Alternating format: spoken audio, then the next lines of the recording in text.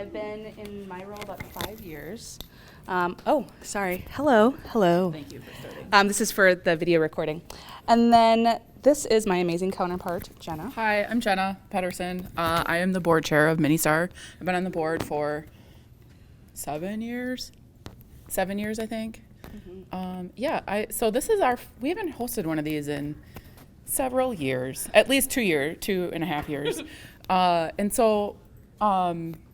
I really wanted to make sure that we give all of you an opportunity to see more than just Maria, because Maria's doing all the stuff and she's always doing all the stuff. I want you to see her slowing down while we're up here. But also we have a few board members and past board members spread throughout. So this is an opportunity to get some feedback from you. Also, like, if you have questions, we're happy to try and answer some of those. If you're looking for the Kotlin session, it is in Gandhi. Is this the state of Minnesota? Yep. Yes, it is. You are in the Welcome. right spot. Welcome. Yeah, I mean, as Jen said, as we get started, we wanted this to be really conversational. We have, as a board, upcoming our annual board strategy session, where we're kind of looking at the long-term impact, the future of Minnestar, all of that stuff. It's been a wild 2.5 years for everyone. And so we have really taken an organization that had 5 signature core events a year since about 2006. We've grown it over the course of the last few years to last year we had 33 events during the course of the year. We're consistently trying to bring in more people into the tech community, have more touch points, et cetera, et cetera. So as we're starting to have these conversations, the most critical piece of feedback is community feedback when you are a community organization, right? I'm just curious, a show of hands, how many people is this year your first time coming to Minnestar events? Fantastic. Wonderful. Thank you. Welcome. How many of you have been coming for more than 5 years? More than 10 years? Wow. This is exactly what I think we were hoping for, is having a really solid mix of people who have a solid mix of experiences with the organization, both from a first-timer's perspective and an old-timer's perspective. You know, some people were instrumental in starting the organization. So that's just a little bit about us and how we're kind of coming to this conversation. And like I said, we want it to be super conversational. Jenna has about like 3 or 4 really open prompts. And then do you want to explain the... Yeah. So I've got 4 questions. I want us to talk about your answers. They'll show up. What you can do is go to this QR code or slido.com and enter in that hashtag or code. And it's going to show up on the screen. It'll show up on your phone. The answers, you'll be able to answer from there.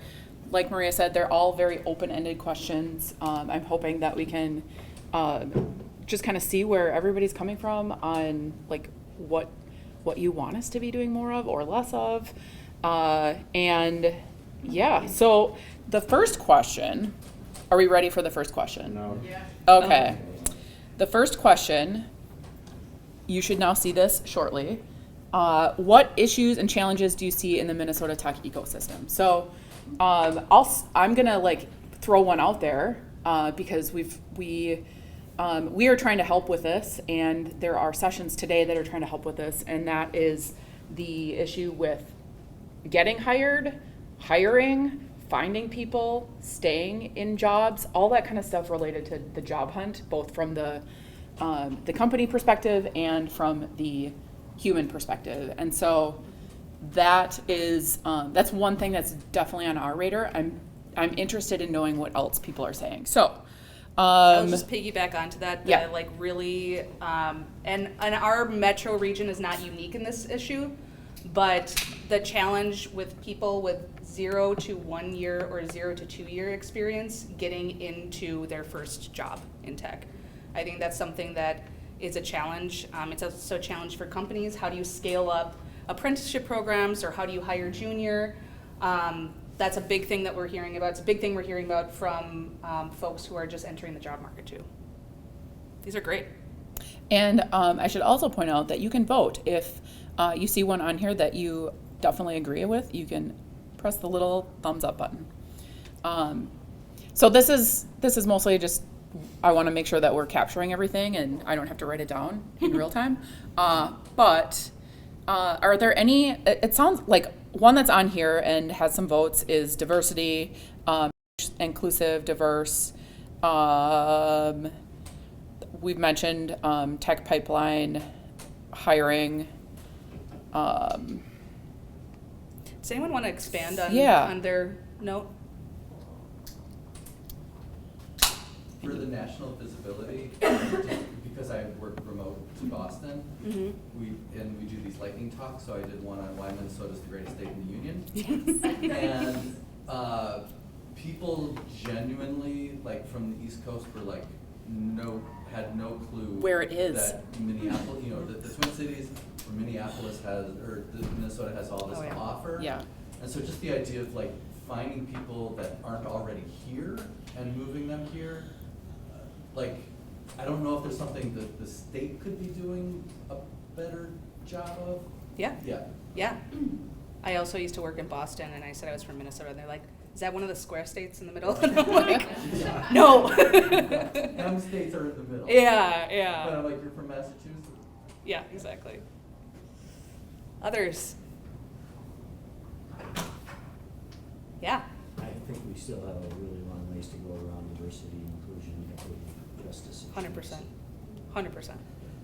Yep.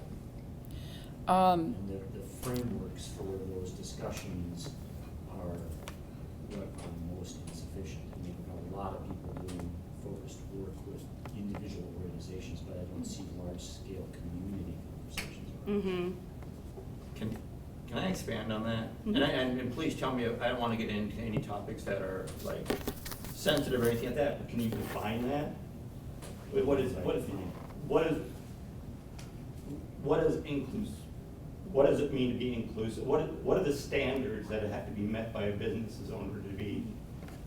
Well, I think it has more to do with white normative culture, and that's what we have particularly in our region because it's highly Scandinavian. And so black, brown, indigenous people are invisible many, many times. Okay.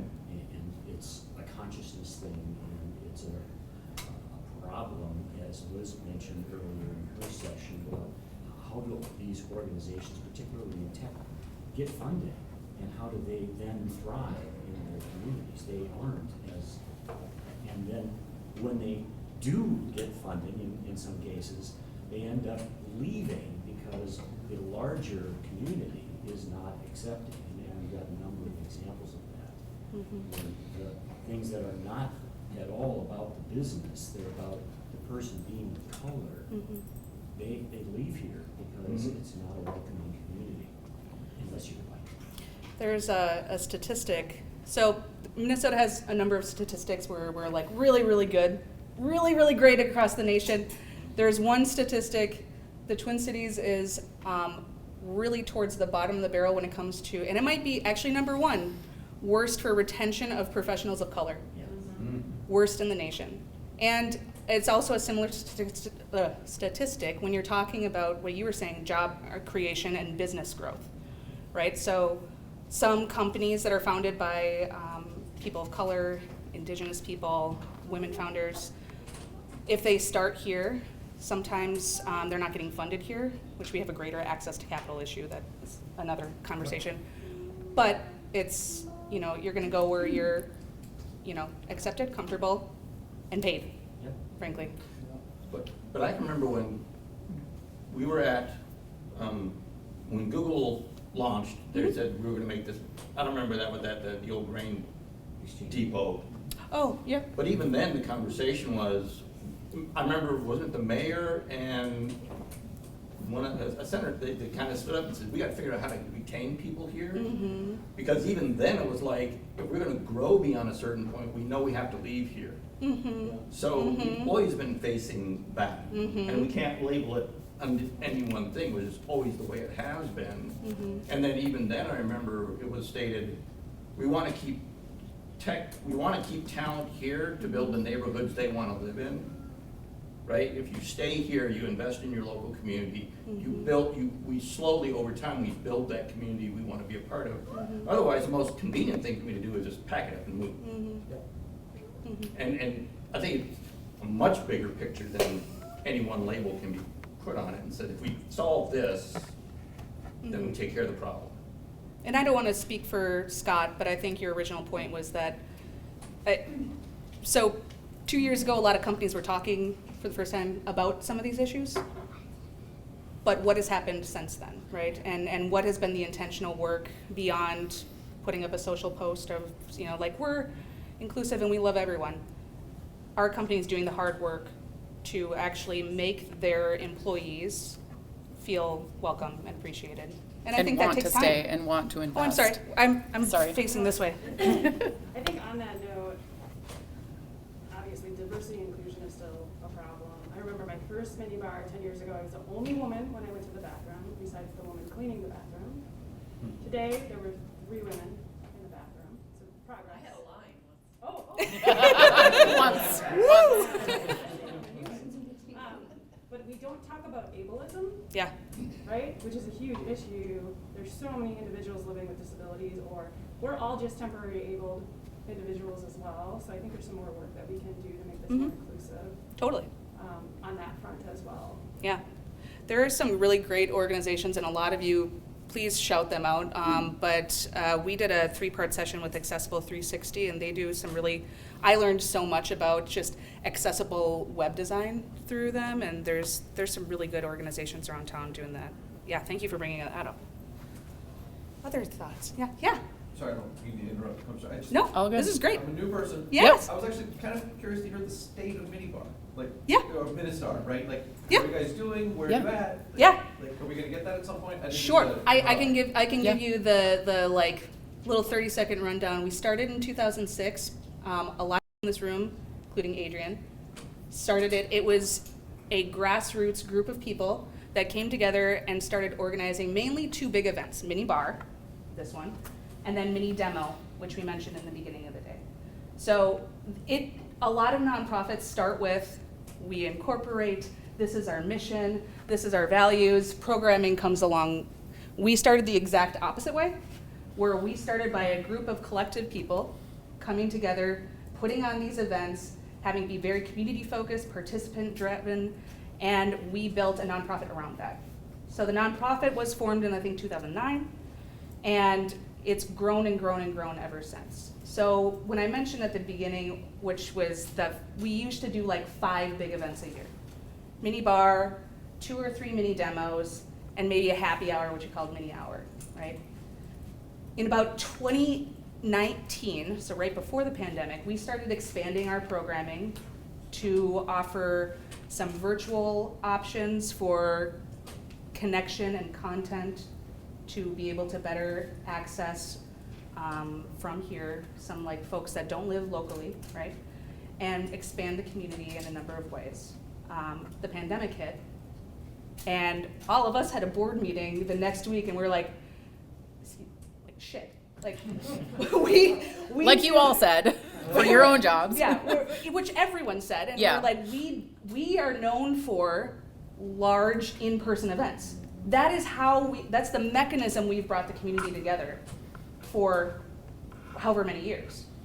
How do we do that, right? How do we continue to bring people together? And we did a ton of experimentation over the last 2.5 years. Many of you know because you're on our mailing list getting lots of emails from me. And the whole basis of it was people could come to these virtual events, they could come to these hybrid events, they could not come at all, but we want to make sure that people know that there's a community here for them, that there's touch points here for them, and that there are different modes of connecting and collaborating in a time where we all feel a lot of isolation, right?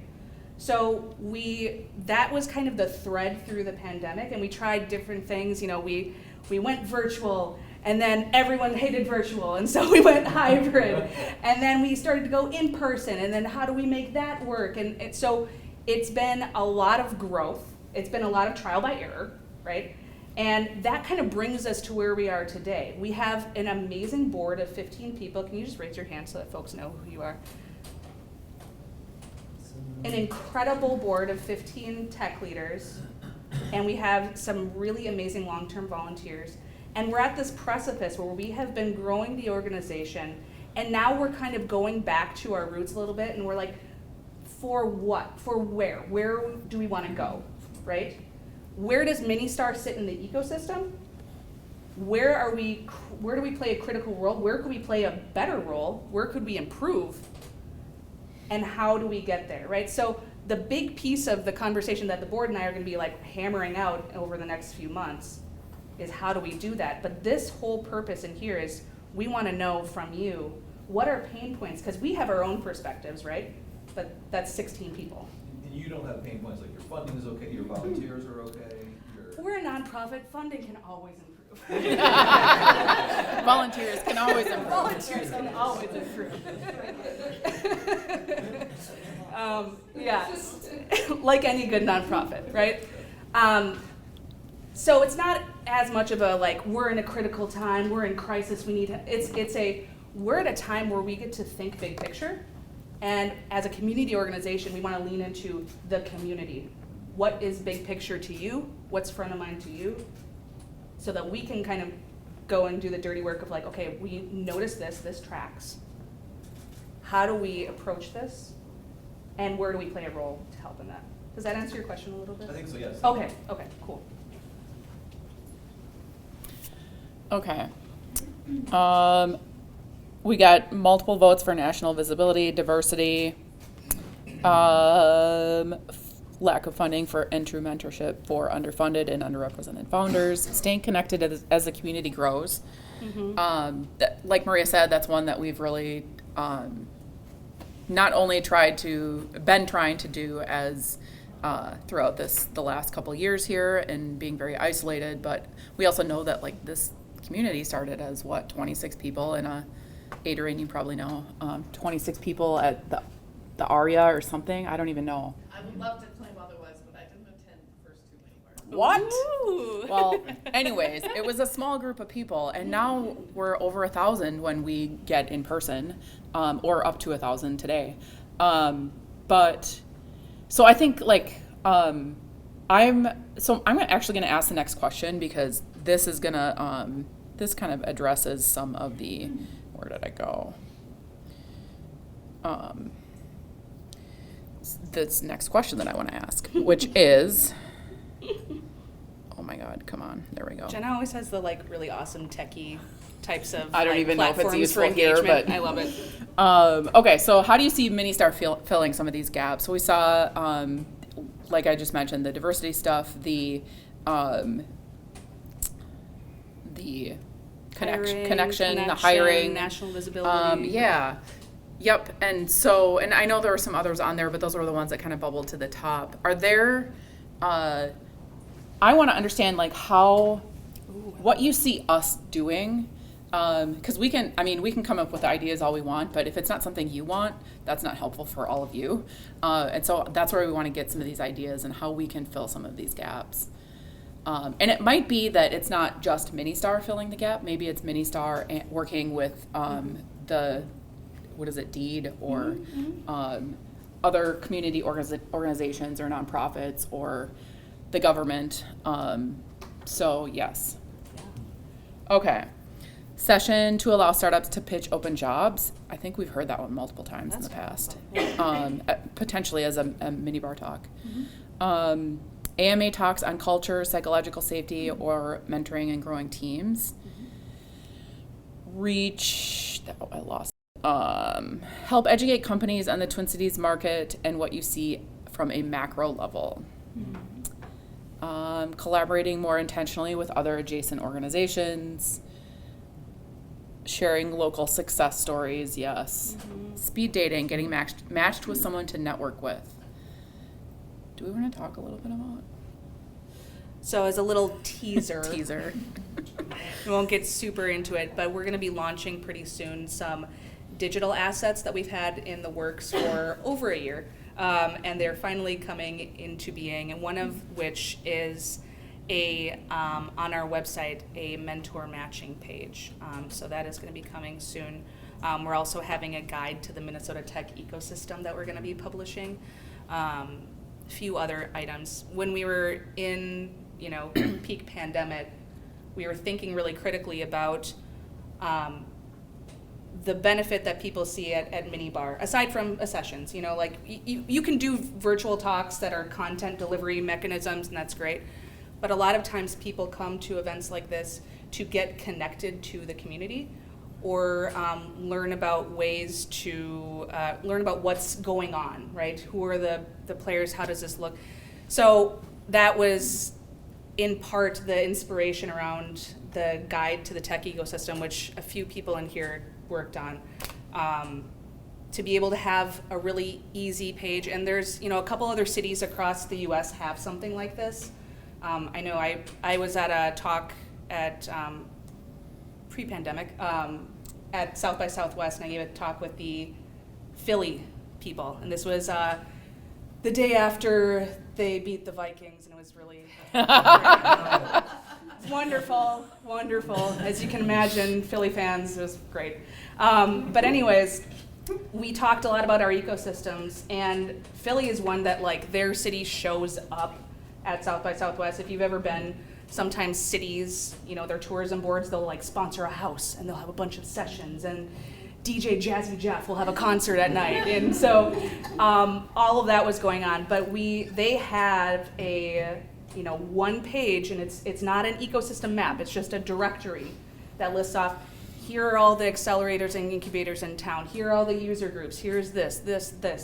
And so that's one of the things that we're going to be publishing for our ecosystem, because there's bits and pieces of it around town, and some are more, focused on this or that. And we wanted to have one that was as comprehensive as we can get around tech and entrepreneurship. And so this is also a living document, and it has a mechanism of what are we missing? Tell us. So it's kind of living that way. So to be continued. It's coming. Yes. Is the angel funding tax credit still around? Yeah, so if you were at, it's been used up this year. So anyone here at Angel Fest this week? It was on, okay. So there was a big event around this, and it was on Thursday, I believe. But a bunch of people were talking about the angel tax credit. So it, was back this year, and it was well utilized. We're in June and it's used up. Wow. So now they're going through another legislative process to try and get it back on the books. Mm-hmm. And just so people know, if you invest in a company here and take use of it, you get an instant return on your money. It's a great way to promote. Yeah, it's a really good program, especially when you're in a landscape of, you don't live on the coasts, and we're trying to jumpstart our angel and investment community. So, and let me just talk about that a little bit. So I'm on the Government Affairs Committee as well, right, for the state of Minnesota. And so angel tax credit is a big topic around diversity. Mm-hmm. And so what happens, and I'll explain this to you real quick, so the angel tax credit comes out, which everyone don't know about, right? It's a very private thing, right? So what happens is you get $6 million appropriated for the tax credit.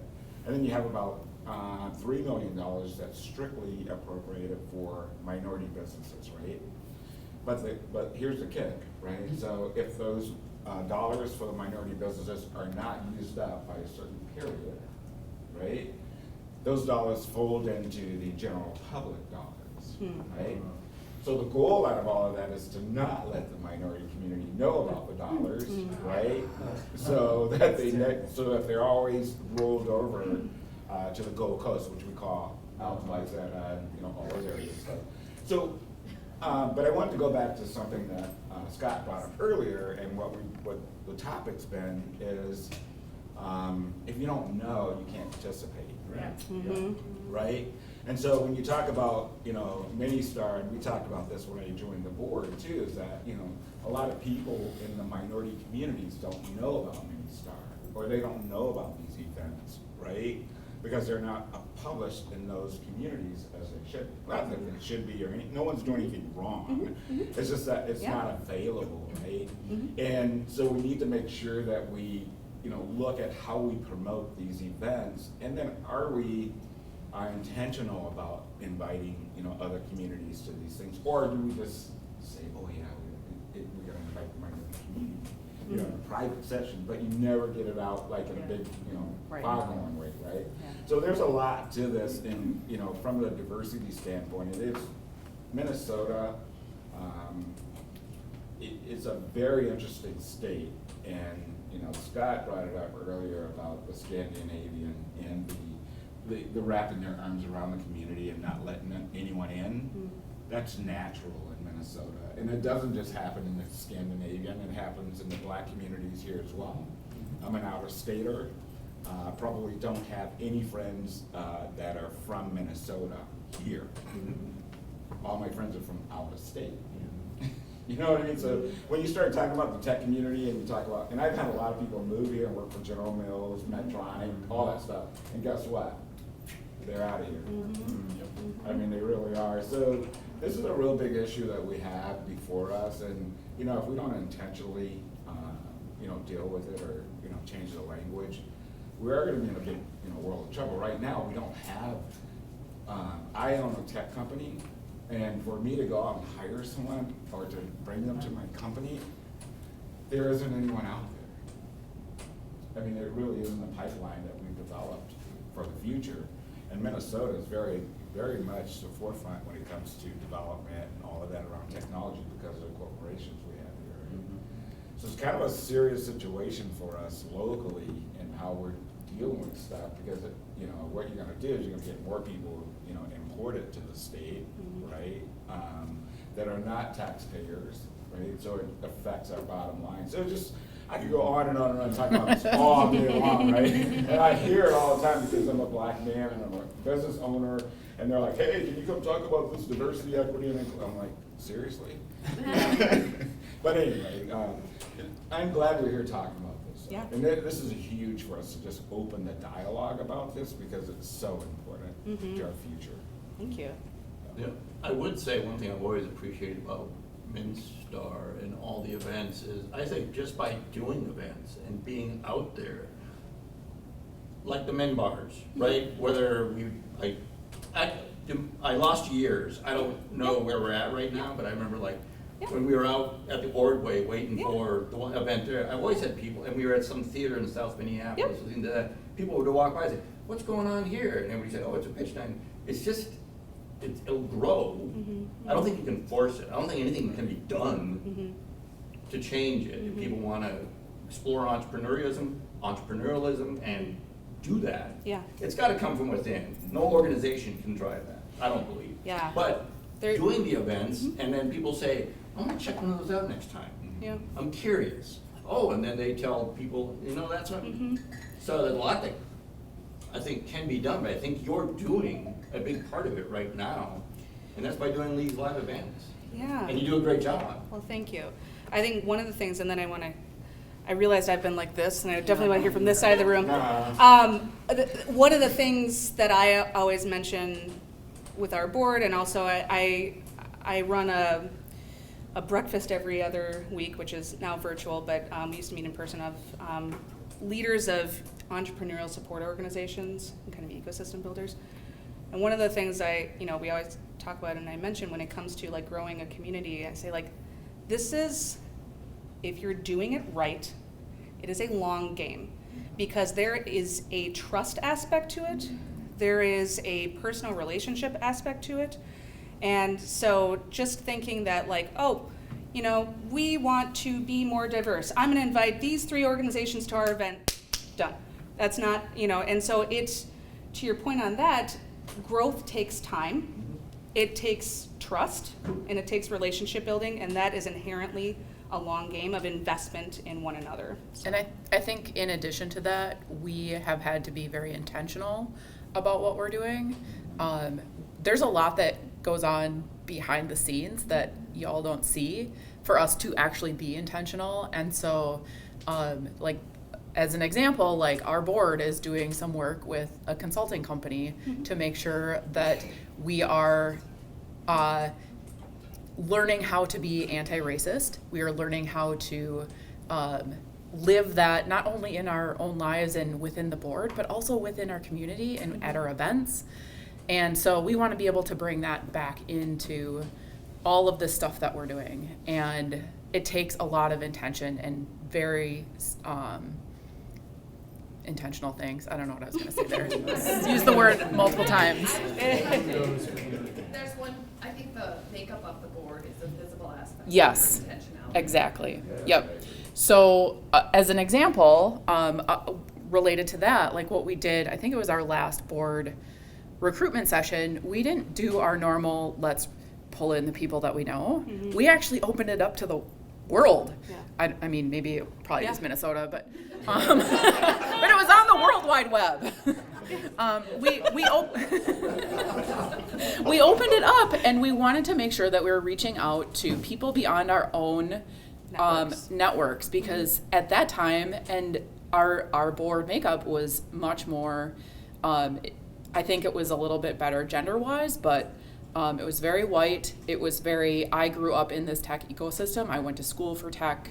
I am, in my mid-30s or older. And now we're trying to shift that a little bit so that we can make sure that what we're doing in this community is for everyone, not just the people that, like that stereotypical white guy who works at a startup and wears a hoodie every day.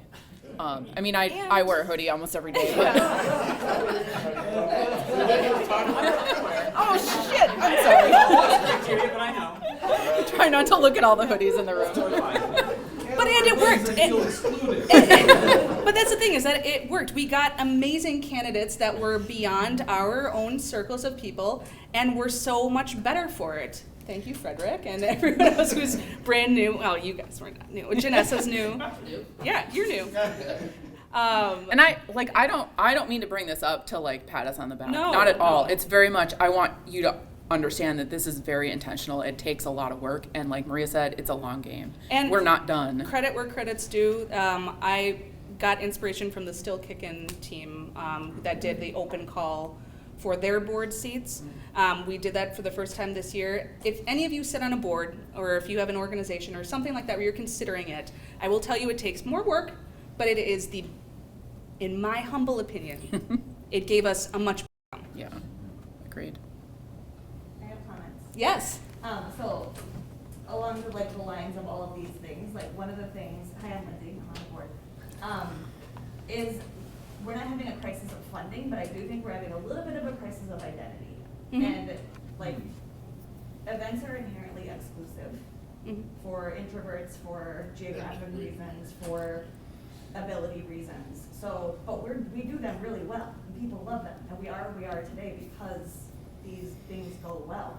So we've been like, is this what we do? Do we make tech events?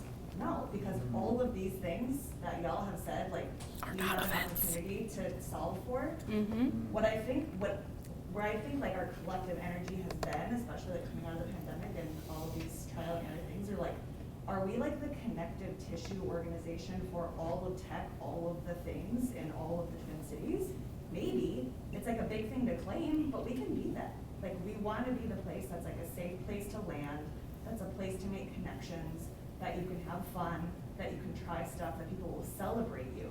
And yes, one of the ways that we have always done that is through these excellent events, but it's not the only thing. Mhm. But so then what else? So I think I'm really excited to see all of this and to hear you all say that, because I do think that's what we're grappling with right now. And by the way, because we're such a community-driven organization, I'm helping co-lead our board strategy session in a month. These are literally going to directly impact the decisions that we make. Yep. There isn't a 5-year strategic plan that we're we are going to do X by these dates. No, you are going to tell us what we're going to do. Yeah. And that's why we're here actually asking so that we can implement it. I just think that's really exciting. Remember when I said at the beginning that we started in the opposite way that a lot of nonprofits do?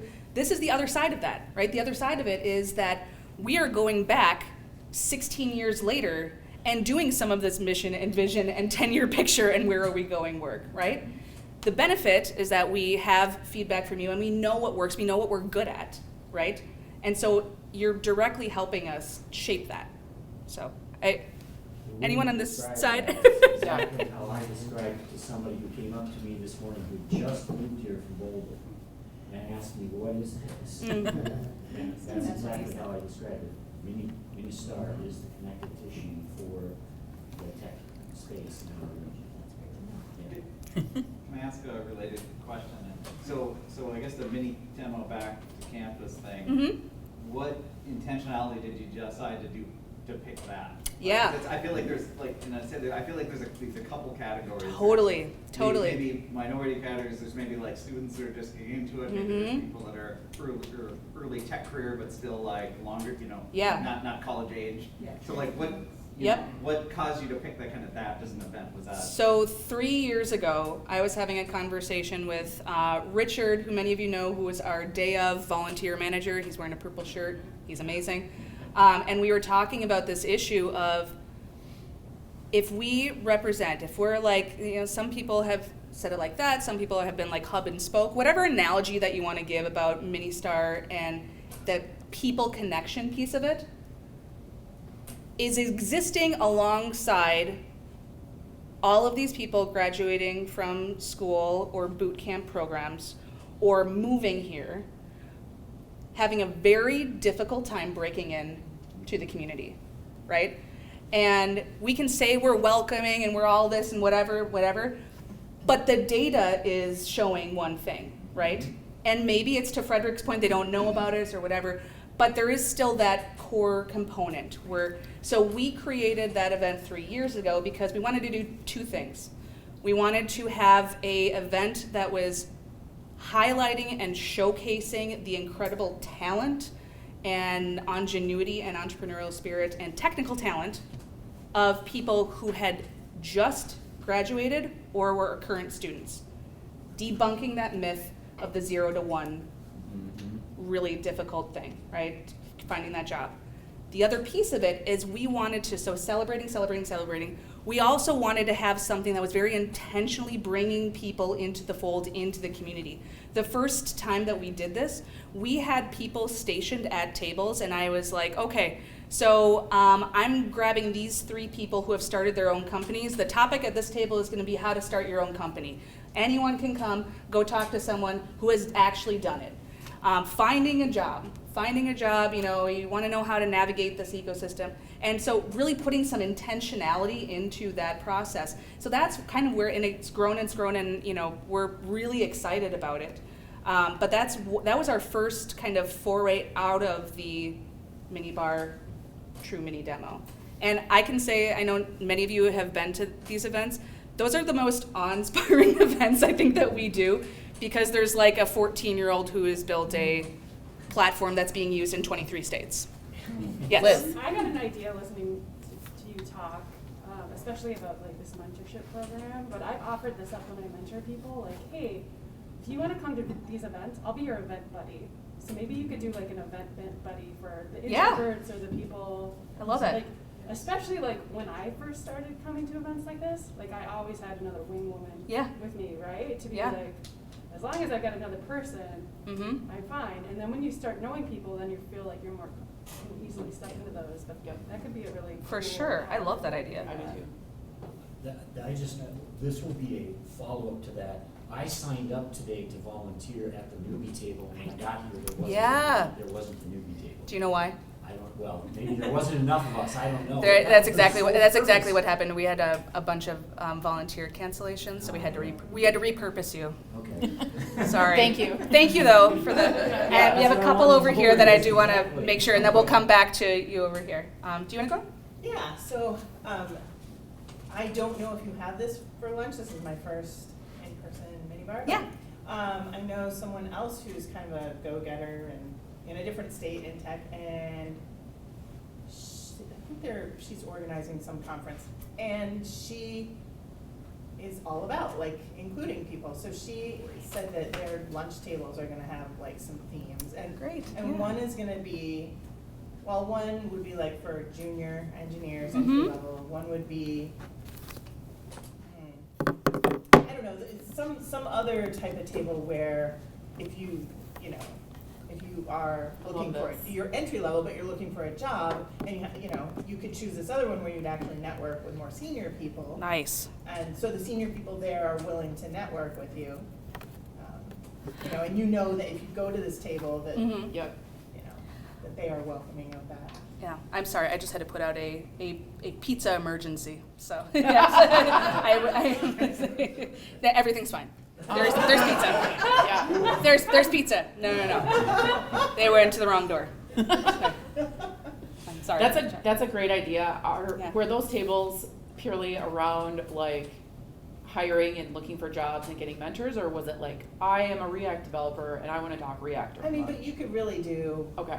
anything. I'm with just kind that, of curious, right? yeah. I don't know if there's as much of a need, but somebody who is a React developer, Yeah. They probably already have. I don't know, I'm not, Maybe, I don't know. but I'm a career changer, so Sure. I'm not like, but I would imagine it's gonna be easier for them to network and just Sure. talk to people about React, Yeah, find yeah. their React people. Okay. Maybe Yeah. they already know who their React people are. Yeah, exactly. But you could really do it around anything. Yeah, I like that idea. Yeah. I just Did you have wanna, something?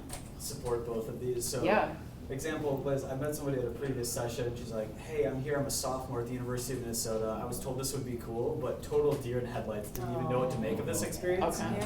So I chatted with her for a while and tried to explain as best I could. But Yeah. if she had a buddy or something like, Yeah. that she could just pair up with, like she knew she was going to have someone, Yeah. that would totally change her experience. Love Yeah. that. So that would have been super Great cool. idea. Yeah. And then love I've been that. at places, conferences before that do a similar thing, like birds above feather tables, and just, not all the tables necessarily have it, but just Yeah. various themes that you think people might gravitate towards, or maybe you create your own. I love that. Yeah. Had a really good time with that, so yeah, plus one to both of those. Yes. I love that.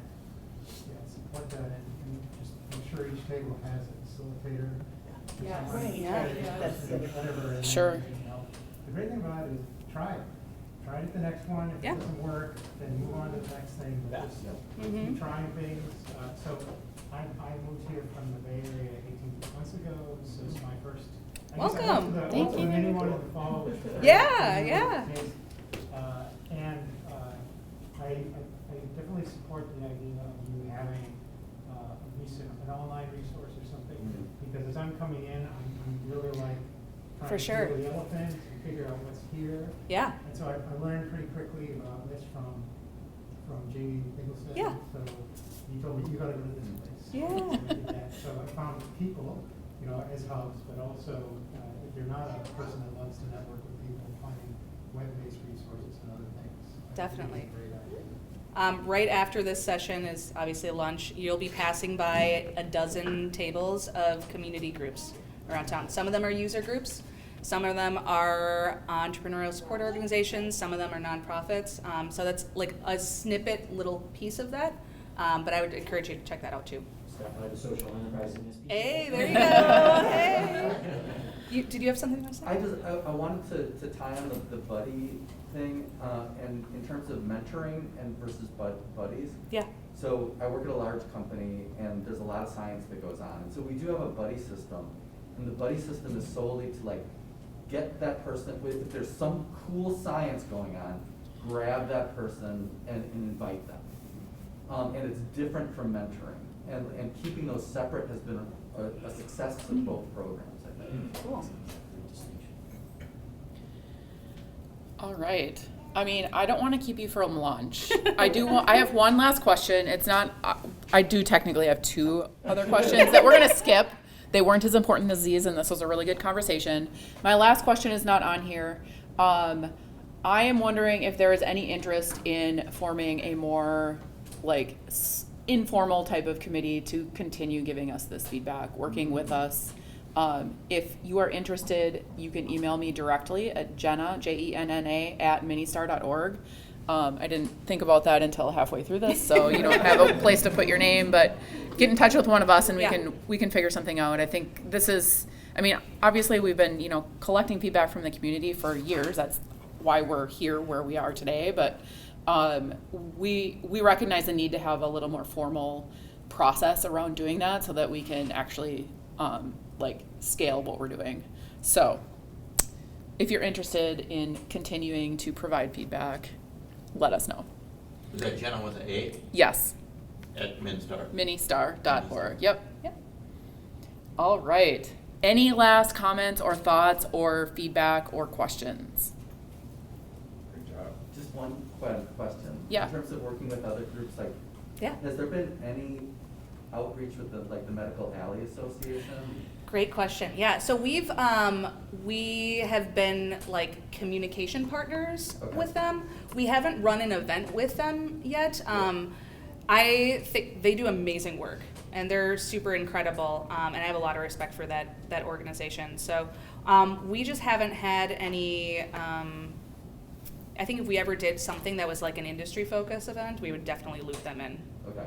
Yeah. So we share like a lot of Yeah. promote each other's stuff. Yeah. Yeah. And would you ever be open to people who are in both organizations, like being your bridge? Yeah. Okay. Talk to me. Okay. Absolutely. I love it. Anything else on this side of the room? All right. I just want to say hats off for getting through this pandemic as an event organization. Yeah. Like, well done. Well, thank you. No, Did thank you all of scoot off the board like right before that happened? You sure did. I was ready to be an attendee only. I know. I know. That's right. I Yeah. know. Yeah, well, thank you all for Yeah. being here and for the support that you've given the organization over the years, or just this year, if you're Or brand just new. today, yeah, Or just exactly. today. We're really excited to have you. This is a true community organization, so please get involved. We love, love, love to connect with you and chat with you. So I'll hang around for a few minutes. I'm sure Yep. Jenna's fine Yep. doing that. Otherwise, enjoy pizza.